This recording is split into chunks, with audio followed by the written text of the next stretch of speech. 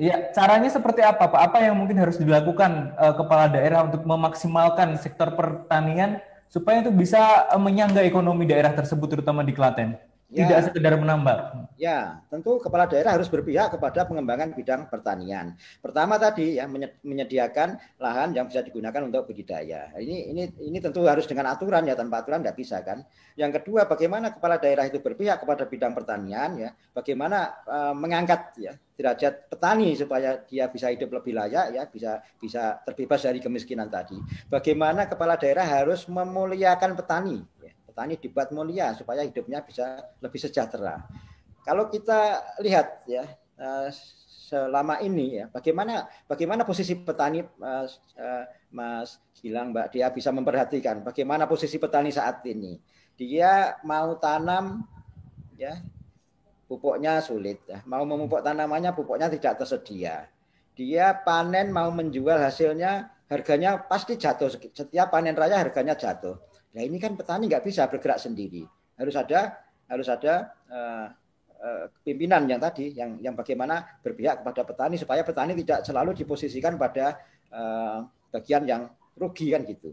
Nah, ini tentu itu contoh kecil yang bisa dilakukan ya. Tetapi bagaimana bisa menjamin petani bisa berusaha dengan baik dan menjamin bagaimana produk dari petani itu bisa dipasarkan dengan baik sehingga memperoleh hasil yang bisa digunakan untuk meningkatkan kesejahteraannya. Nah, ini saya kira harus ada upaya dari pimpinan, tidak bisa diserahkan ke petani ya. Petani nggak bisa punya akses untuk itu. Oke, Baik. Prof. Mungkin sejauh ini masalah pertanian itu tadi, apakah sudah memang diperhatikan oleh kepala daerah sebelumnya? Ya, saya kira belum sepenuhnya. Saya berani mengatakan belum sepenuhnya ya. Mungkin sebagian sudah, tetapi masih harus diperlukan kesungguhan dan keseriusan ya untuk memastikan bahwa petani bisa mendapatkan hasil dari usaha taninya.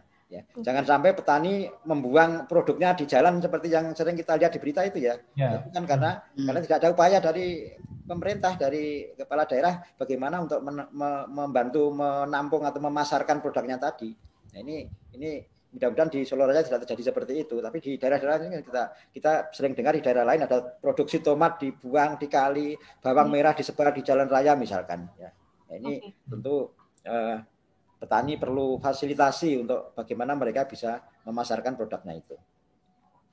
Oke. Dan itu merupakan masalah vital ya, Prof ya. Harus diusung semua kepala daerah, terutama yang memiliki lahan pertanian selain di Kota Solo misalkan. Ya, iya betul sekali, Mas. Karena apa? Karena ya, kalau beliau para calon kepala daerah itu sadar bahwa petani adalah bagian terbesar dari pemilihnya kan. Ya, masyarakatnya itu kan saya yakin bagian besar dari petani itu. Ya. Karena pemilihnya itu sebagian besar petani ya bagaimana beliau harus memperhatikan petani kan itu. Ya, sudah menjadi kewajibannya itu.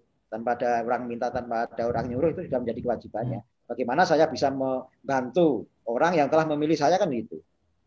Nah, itu ada pada petani ya bagaimana bisa membantu petani. Membantu petani tidak harus bagaimana dia memberikan uang kepada petani tapi bagaimana dia memfasilitasi. Paling tidak pada saat mau memupuk pupuknya tersedia. Pada saat mau jual hasilnya dengan mudah bisa dilakukan. Harganya bisa dijamin tidak rugi kan gitu. Itu harus menjadi komitmen daripada pimpinan daerah. Oke, baik. Terima kasih. Terima kasih sudah nonton. Jangan lupa like, subscribe, dan share ya.